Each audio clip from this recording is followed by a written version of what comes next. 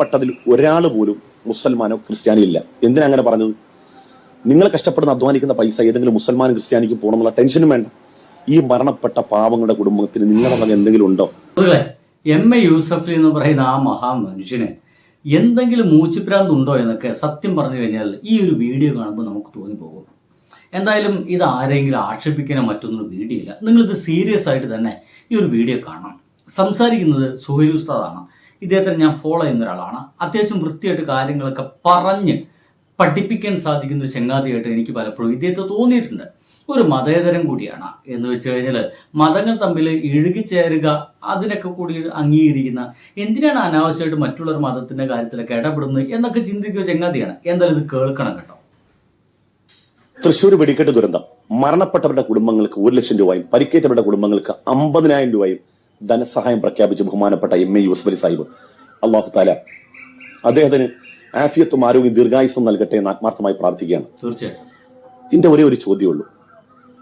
Sasikala teacher, ആർ.വി. Babu, Vidyasagar Gurumurthy, Lakshmi കാനത്താന്റെ കോനത്ത്, അതുപോലെ തന്നെ പ്രതീഷ് വിശ്വനാഥ് അടക്കമുള്ള സോഷ്യൽ മീഡിയയിൽ രാവും പകലും ഹിന്ദുവിനെ ഉണർത്താനും ഉയർത്താനും വേണ്ടി നടക്കുന്ന മനുഷ്യരെ ലക്ഷക്കണക്കിന് ആളുകൾ നിങ്ങളുടെ മെമ്പർമാരായിട്ടില്ലേ? ഈ മരണപ്പെട്ടതിൽ ഒരാൾ പോലും മുസൽമാനോ ക്രിസ്ത്യാനിയോ ഇല്ല. എന്തിനാ അങ്ങനെ പറഞ്ഞത്? നിങ്ങൾ കഷ്ടപ്പെടുന്ന അധ്വാനിക്കുന്ന പൈസ ഏതെങ്കിലും മുസൽമാനും ക്രിസ്ത്യാനിക്കും പോകണമെന്നുള്ള ടെൻഷനും വേണ്ട. ഈ മരണപ്പെട്ട പാവങ്ങളുടെ കുടുംബത്തിന് നിങ്ങളുടെ വക എന്തെങ്കിലും ഉണ്ടോ? എന്തൊരു ഗംഭീര ചോദ്യം ആലോചിച്ച് നോക്കി. എന്തെങ്കിലും ഉണ്ടോ? എന്റെ സുഹൃത്തുക്കളെ, ഇതൊരു സത്യസന്ധമായിട്ടുള്ള കാര്യമല്ലേ? കഴിഞ്ഞ ദിവസം തന്നെ കുറച്ച് ഹിന്ദുക്കളെ നേരാക്കാൻ വേണ്ടിയിട്ട് ഈ KP ശശികല ഇറങ്ങിത്തിരിച്ചിട്ടുണ്ട്. ആ ഹിന്ദുക്കളുടെ പേര് നന്ദഗോവിന്ദം ഭജൻസ് എന്നാണ്. ഒരു ഹിന്ദു ക്ഷേത്രങ്ങളിലല്ല, അല്ലെങ്കിൽ ആളുകൾ ഇഷ്ടപ്പെടുന്ന സദസ്സിൽ മുഴുവൻ ഭജൻസ്, ഹിന്ദു ഭജൻസ് എന്നൊക്കെ വേണമെങ്കിൽ വിളിക്കാം, എങ്കിലും ഭജൻസ് പാടി നടക്കലാണ് അവരുടെ പണി. എത്രയോ കാലം മുമ്പ് തുടങ്ങിയതാണ്. ഇപ്പോഴാണ് അവർ സോഷ്യൽ മീഡിയയിൽ വൈറലാവുകയും ആളുകൾ മുഴുവൻ ഇവരെ കാണാനും കേൾക്കാനൊക്കെ ആസ്വദിക്കാനൊക്കെ പോകാൻ തുടങ്ങിയത് ഈ അടുത്ത കാലത്താണ്. ഇവർ തുടക്കത്തിൽ RSSന്റെ ഗണഗീതമൊക്കെ ചൊല്ലിയിരുന്നത്ര. പിന്നീട് ആളുകൾ തമ്മിൽ ഒരു ഫ്രിക്ഷൻ വേണ്ട, ഉരസൽ വേണ്ട എന്ന് തീരുമാനിച്ചതിന്റെ ഭാഗമായിട്ട് ഗണഗീതം എടുത്ത് വലിച്ചെറിഞ്ഞു. ഇപ്പോ എല്ലാവർക്കും ആസ്വദിക്കാൻ കഴിയുന്ന പാട്ടുകളാണ് ഇവരൊക്കെ പാടുന്നത്. കഴിഞ്ഞ ദിവസം അബദ്ധവശാൽ ആ പാവങ്ങള് ഒരു പാട്ട് പാടിപ്പോയി. അതൊരു ക്രിസ്ത്യൻ ഭക്തിഗാനമായിരുന്നു. ആ ഒരു ക്രിസ്ത്യൻ ഭക്തിഗാനം ഇവർ പാടിക്കഴിഞ്ഞ ആ ഒരു നിമിഷം തന്നെ KP ശശികല അടക്കമുള്ള ആളുകൾ, ഇതിൽ പറയുന്ന വിദ്യാസാഗർ ഗുരുമൂർത്തി അടക്കമുള്ള ആളുകൾ, R.V. ബാബു അടക്കമുള്ള ആളുകൾ, ഇവരൊക്കെയാണ് ഹിന്ദുവിനെ 24 മണിക്കൂറും ഉണരൂ ഹിന്ദു ഉണരൂ, ഉണരൂ ഹിന്ദു ഉണരൂ എന്ന് പറഞ്ഞുകൊണ്ട് സോഷ്യൽ മീഡിയയിൽ വലിയ പ്രശ്നം ഉണ്ടാക്കിക്കൊണ്ടിരിക്കുന്ന ആളുകൾ. ഇവരെല്ലാവരും കൂടിയിട്ട് ആ നന്ദഗോവിന്ദ ഭജൻസിന്റെ അങ്ങോട്ട് മേപ്പട്ടിക്ക് ചാടി എന്ന് മാത്രമല്ല, നിങ്ങൾ ആരാണ് ഒരു അമ്പലമുറ്റത്ത് വന്നിട്ട് ക്രിസ്ത്യൻ പാട്ട് പാടാൻ, അമ്പലമുറ്റത്ത് ക്രിസ്ത്യൻ പാട്ട് പാടണ്ട എന്നടക്കം വർഗീയമായിട്ട് ചിന്തിക്കുന്ന അവരുടെ നാക്കിൽ നിന്ന് പുറത്തു വന്നു.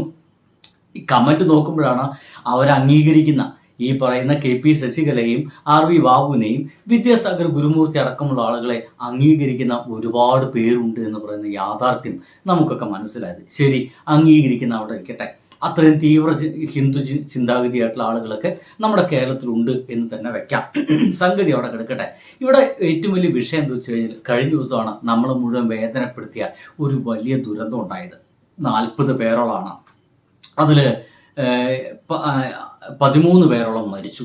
ബാക്കിയുള്ളവർ ചികിത്സ കഴിഞ്ഞ് വളരെ പെട്ടെന്ന് തന്നെ സുഖം പ്രാപിക്കട്ടെ എന്ന് നമുക്ക് വിചാരിക്കാം. അങ്ങനെ തന്നെ ഉണ്ടാകട്ടെ. ഏതൊക്കെയായാലും ഇവർ അപകടം പറ്റിയ സമയത്ത് തന്നെ നമ്മുടെ കേരള ഗവൺമെന്റ് ഒരു തുക പ്രഖ്യാപിക്കുന്നു.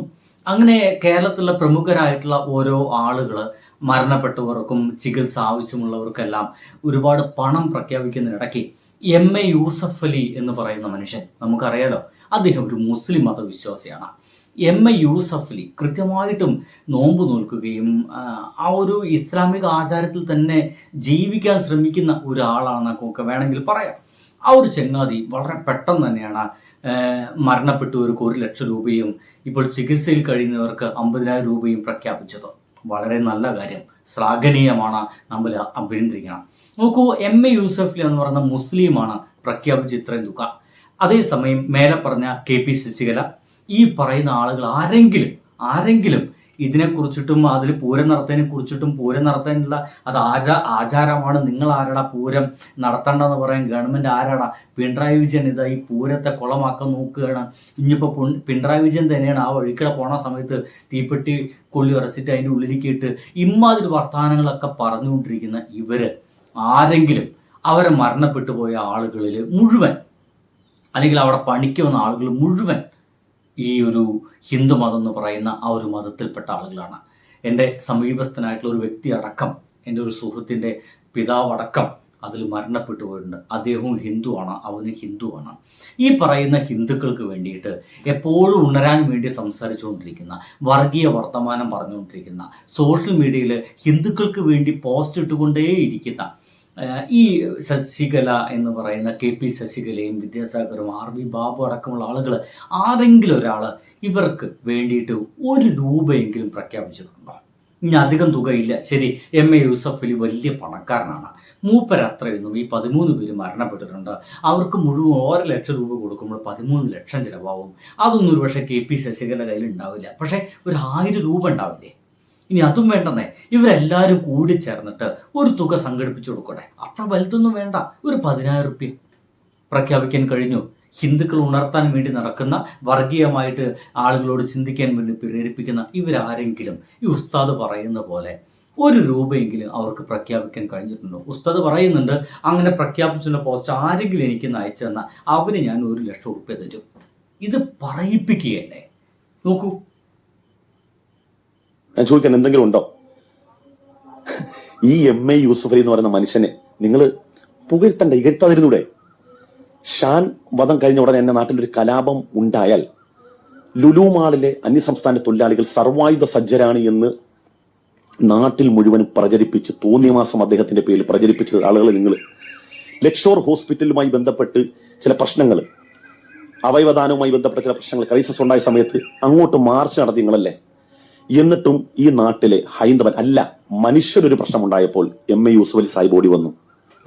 ഈ നാട്ടിൽ എന്താ 2018 പ്രളയമാണെങ്കിലും വയനാട് ദുരന്തമാണെങ്കിലും അതിലെല്ലാം ഒരു ജാതിയിൽപ്പെട്ട മനുഷ്യരല്ല, മനുഷ്യർ മാത്രമേ ഉള്ളൂ. അവിടെ മതം നിങ്ങൾ നോക്കണ്ട, എല്ലാ സമൂഹത്തിൽപ്പെട്ട മനുഷ്യരുണ്ടല്ലോ, അവർക്കൊക്കെ അദ്ദേഹത്തിന്റെ വഴി സംഭാവനകൾ ധാരാളം. ഇനി സംഗതി അവിടെ കിടക്കട്ടെ. നമുക്ക് ഏറ്റവും കൂടുതൽ നമ്മുടെ മനുഷ്യൻ ഏറ്റവും വലിയൊരു വിപത്ത് അനുഭവിച്ചത് ഈ അടുത്ത കാലത്ത് വയനാടാണ്. നമുക്ക് എല്ലാവർക്കും അറിയാം. വയനാട് ഉള്ള ആർക്കെങ്കിലും വീട് വെച്ച് കൊടുക്കാം, അല്ലെങ്കിൽ അവിടെ ഒരു പെൺകുട്ടിയെ വിവാഹം കഴിച്ചയക്കാം, അല്ലെങ്കിൽ അവിടെയുള്ള കുട്ടികളുടെ പഠന ചെലവ് ഏറ്റെടുക്കാം എന്ന് പറഞ്ഞുകൊണ്ട് ഈ പറയുന്ന ആരെങ്കിലും ഒരാൾ ഇറങ്ങിത്തിരിച്ചിട്ടുണ്ടോ? ഒരാൾ ഉണ്ടാവില്ല. നോക്കൂ, മനുഷ്യരുടെ പ്രശ്നങ്ങൾ വരുന്ന സമയത്ത്, മനുഷ്യരുടെ എന്താ പറയുക യാതനകൾ വരുന്ന സമയത്ത്, മനുഷ്യനെ സഹായിക്കേണ്ട ഘട്ടം വരുന്ന സമയത്ത് ഇത്തരം ആളുകൾ നിങ്ങൾക്ക് കാണാൻ കഴിയില്ല. എന്നാൽ ഇത്തരം ആളുകൾ നമുക്ക് കാണാൻ കഴിയും എപ്പോഴാണ്? അമ്പലത്തിൻ്റെ പ്രശ്നം വരുന്ന സമയത്ത്, പള്ളിയുടെ പ്രശ്നം വരുന്ന സമയത്ത്, ക്രിസ്ത്യൻ പള്ളിയുടെ പ്രശ്നം വരുന്ന സമയത്ത്. ഇപ്പോഴിതാ അവസാനമായിട്ട് പാട്ടിലടക്കം ഇവർ വർഗീയത കുത്തി നിറച്ചു. ആൾറെഡി വേടനെ പോലുള്ള ആളുകളൊക്കെ അമ്പലമുറ്റത്തെ കയറ്റിക്കൂടരുത് എന്നുള്ള വലിയ വാക്കുകളൊക്കെ പറഞ്ഞ ആളുകളാണ് ഇവർ. ഇപ്പോഴിതാ ആ ഭജൻസ് ടീമിനോട് പറഞ്ഞിരിക്കുന്നു, നിങ്ങൾ വെറും ഒരു ഹിന്ദുക്കളായിട്ട് മാത്രം ജീവിക്കുക, നിങ്ങൾ പാട്ട് പാടുകയാണെങ്കിൽ പാട്ട് പാടിക്കോളൂ. ഹിന്ദു ഭജൻ പാടി നടക്കുന്ന ആളുകൾ ആ ഹിന്ദു ഭജൻ്റെ ഇടയ്ക്ക് വേറെ പാട്ടും ഒരിക്കലും പാടിപ്പോകരുത്. എൻ്റെ ഒരു പേഴ്സണൽ ആഗ്രഹം പറയുകയാണ്, ഇനി ആ ഭജൻസ് ടീം ചെയ്യേണ്ട ഒരു പരിപാടി അതാണ്.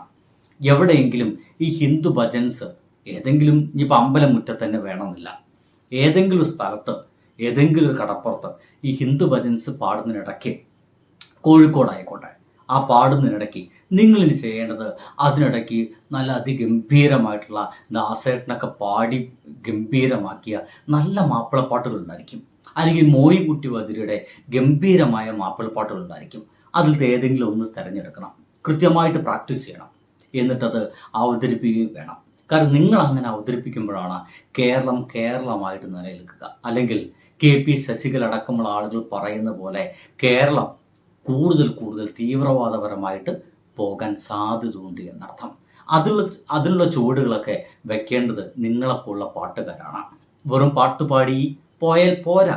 എന്തൊക്കെ തന്നെയായാലും എല്ലാ പാട്ടിലും ഒരു രാഷ്ട്രീയമുണ്ട്. നിങ്ങൾ ഇങ്ങനെയെങ്കിലും ഒരു രാഷ്ട്രീയത്തെ മുറുകെ പിടിക്കേണ്ടിയിരിക്കുന്നു, അല്ലെങ്കിൽ കേരളം ഇവന്മാർ നശിപ്പിക്കും. ബൈ.